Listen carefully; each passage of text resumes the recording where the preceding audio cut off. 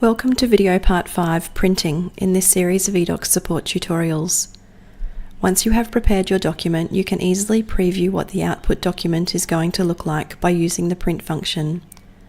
Click on the print button within the document wizard, select the items that you'd like to have included in your print output, then select Print.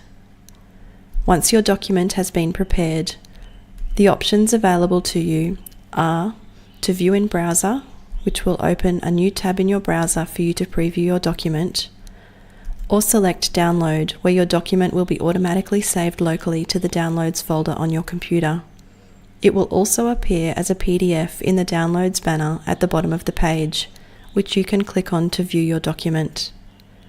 If you choose the View in Browser option, and you then want to save this file, you will need to manually select the Save As option in your browser to save the document, and select a folder on your computer to save it to.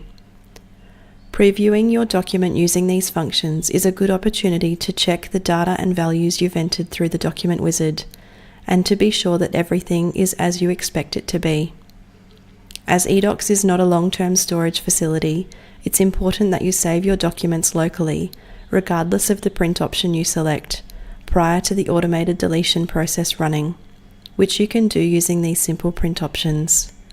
More information about the deletion process can be found in video part 10, Deleted Documents. To learn more about eDocs, continue to watch the other videos in this series, or if you need to speak to someone, contact your local Master Builder's office.